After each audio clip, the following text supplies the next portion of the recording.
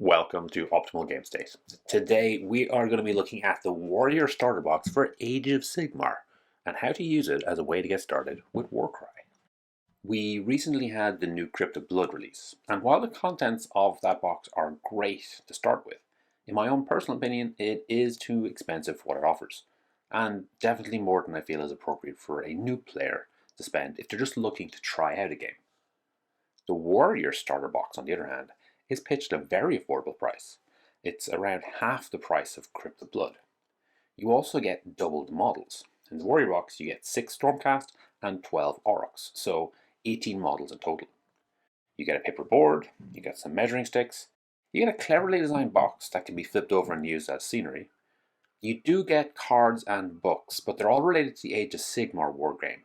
So you can put them to the side for the time being, and we can look at them later if the bigger wargame sounds of interest. You do miss out on a bunch of things that are available in the Crypt of Blood box. You don't get a rulebook. Now, this is online, so you can grab the PDF on Warhammer Community, or you can use warcrier.net, which is a player-run site with all of the rules linked. If you want the physical book, you can also go out and buy it from GW, which I do recommend. This is the full version with all the narrative rules, rather than the basic version that you'd get in Crypt of Blood. You do not get tokens in the Warrior Box. The 2 primary tokens we're interested in are to mark wounds and to indicate if someone has acted already. There are also a few tokens that are used for treasure and objectives, which are very handy. Maybe you have some tokens that you can already use, but if you don't, I've linked a PDF in the description, which you can print off and cut out, which hopefully should get the job done. You do not get enough dice. The Warrior Box only has 6 dice. For Warcry, each player needs 6 dice to roll at the start of each turn, and these dice, the hero dice, are kept around with those same numbers for the rest of the turn. So you're also going to need some actual dice that you're going to be rolling for your attacks, and then there are a few wild dice that you can use to boost your hero dice. So all in all, you probably need about 20 dice just to be sure. It's also a nice bonus if you can have some different colors or types of dice so you don't mix up your hero and your combat dice. You do not get the fighter cards and the ability cards. Now, you can work from the rulebook with all of these, but personally I prefer to print off my own cards. So I've linked some files in the description, and you can also find links to the Warcry card creator if you decide to make your own in the future. You can find all the fighter profiles on Warcry, and there is a link next to each of them that will populate the card creator, so you just need to add your own image at that point. But for this starter, for this Warrior Box, I've given you pictures of all of the fighter cards that you're going to need. The scenery in the Crypt of Blood box is a lot fancier than the upturned box we're going to be using Warrior. There isn't actually a lot of it, so it may not make too much of a difference. If you have anything else that you can use, that you can put down for scenery, it might be worthwhile because it might make the game a little bit interesting. But even a board with no terrain will actually make for some fun games. There are 6 fighters in total for the Stormcast. They're all part of the Thunderstrike chamber. There are 2 heroes, the Vindicator Prime, which is the one with the red plume, and the Knight Arcanum, who has the robes. The banner is pretty, but doesn't have any mechanical effect for Warcry. Here are the cards. We've got them linked in the description again, so you can print them off if you want. Everyone here has moved 4. The lowest wounds are 20, so this is a tough enough warband. For most of the attacks, you're going to be rolling 3 dice. Warcry warband should be under 1,000 points, trying to get as close as I can to it. Everything combined out of this, it comes to a total of 915, so it is a little bit shy, but not terribly so. The Cruel Boys side is bigger. They have 12 fighters in total. There's also a big squad of Gut Rippers with 9 models and a Gut Ripper boss to lead them. Then we have a Killer Boss and his little Stabgrot buddy. The Killer Boss can be built with a flail or a shield. I think the flail is a little bit better for damage, but the shield is pretty killer for looks. If we look at the cards, we can see the points here are cheaper, but they do have less health and lower toughness than the Stormcast.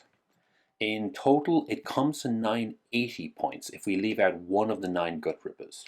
You could also drop the Stabgrot to get closer to that Stormcast size, but I wouldn't worry about it too much. As we mentioned earlier, missing from the box are tokens and enough dice for everything. These are the tokens you would get in the bigger Warcry box, like the Heart of Gur. Dice you'll have to sort out for yourself, but we have the PDF that you can print out for tokens in the description. We've also got a bunch of cards with abilities. I like doing this to make things easier to know what all the options are at a glance. I'd recommend printing off 2 copies for the universal cards and 1 copy for the warband abilities. They're divided into reaction cards and non-reaction cards, so you can keep those separate as you step through the learning process. One of the cool things with Crypt of Blood is those learning scenarios to step you through the various rules. Each of these battle plans has a map, which is the same size as the map we have in the box. On each map we have these 3 icons of dagger, hammer and shield, in blue and red for each size. When you make your warband, you split your fighters across these 3 battle groups. There can be a certain amount of strategy for it. It is worth looking at what games you could be playing and how they'll affect it. Don't worry too much about it though for your initial games, and for these upcoming training sessions we will pre-split those for you. When you get into the actual battle, these symbols show where your fighters are going to start. There will be a mark on the map, and the fighters from those battle group symbols will need to be wholly within 3 inches of that point, or as close as possible. Okay, so here we have some suggested battle plans. Now, I haven't tested these myself. They're based on existing ones. They look fun, and for learning, they should get the job done. In our first battle, we have 2 Stormcast versus 3 Orcs and a Stabgrot. We've already split up the fighters into groups, so you can place them on the board straight away. The idea here is to keep it as simple as we can, start out easy. The game, and all games in Warcry, are always going to be 4 turns in total. For this one, we're not going to use any special abilities, so this will just be move around and fight. As there are more Orcs, we will let them start each turn. We'll introduce the hero phase and the rolling for going first a little bit later. Everything is going to be normal from here on out. Each player will activate, and fighters will go back and forth. Activated fighters get their 2 actions from move, attack, disengage, and wait. There isn't really a victory condition. We just want to do as much damage as we can on those 4 turns. If you want to work out a winner, you can count the number of points of fighters killed, and whoever kills the most points wins.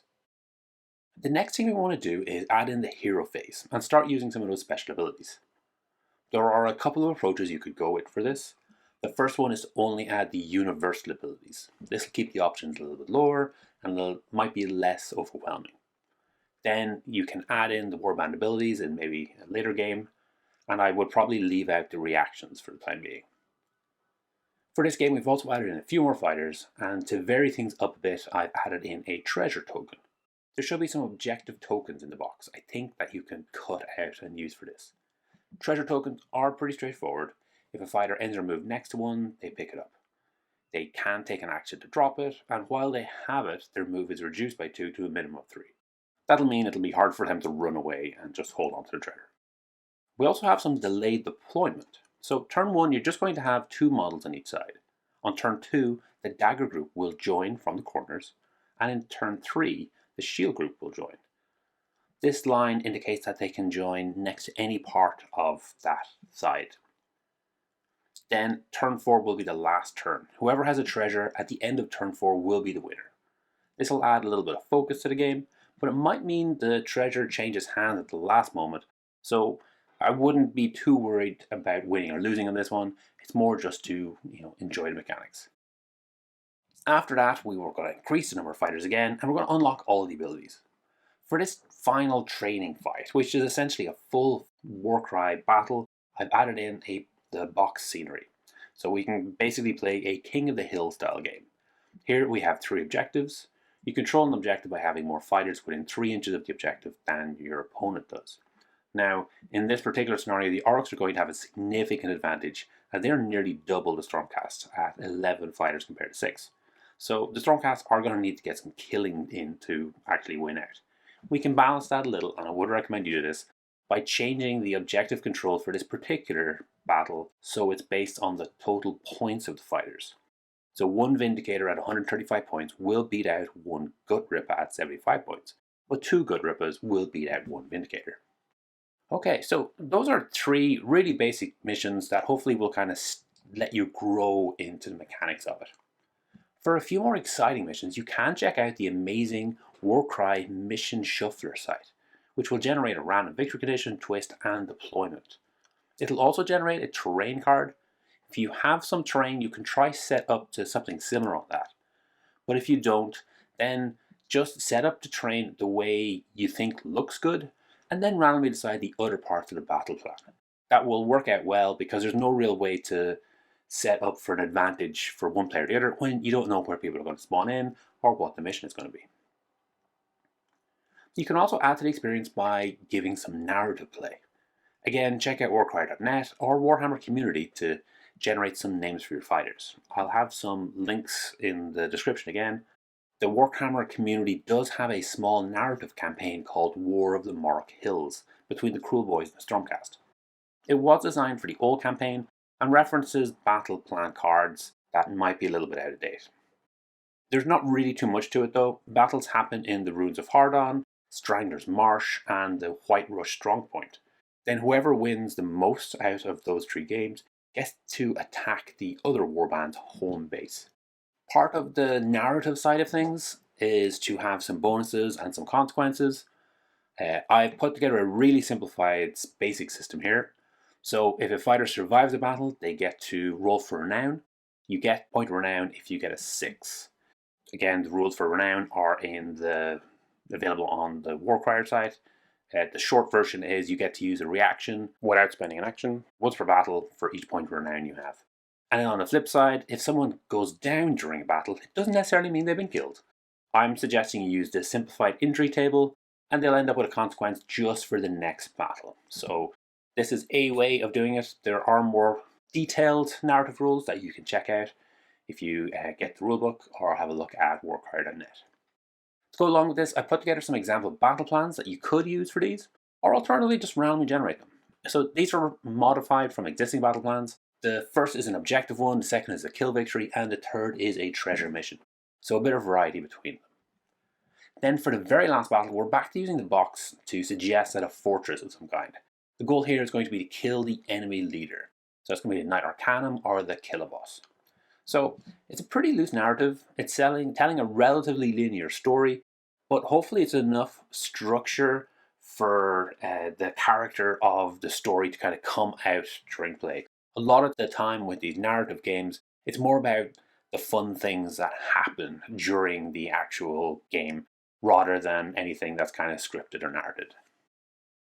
Once you've got a few games on your belt, you'll be able to expand out and add to the warbands. Both these warbands were part of the Dominion starter, so in addition to having good sections on the Games Workshop website, you're also likely to find them on eBay and other sites. Do double check with warcry.net to make sure that the fighter options are available for Warcry. Specifically with the Stormcast, not every Stormcast is going to be available to this particular chamber. Also, don't forget that you can take heroes from other warbands within your Grand Alliance. So that's Order heroes for Stormcast and Destruction heroes for the Cruel Boys. You must have a hero from your own warband as your leader, and you can have at most 3 heroes in your warband. But that still gives you 2 heroes from anyone within your Grand Alliance to play around with.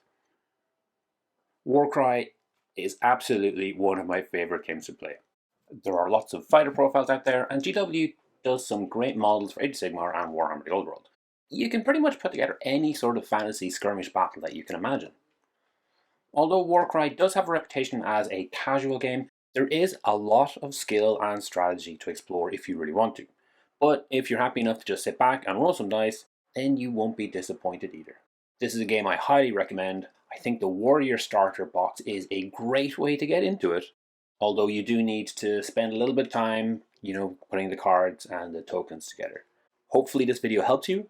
If you're already an experienced player and you have any additional tips, please put in a comment.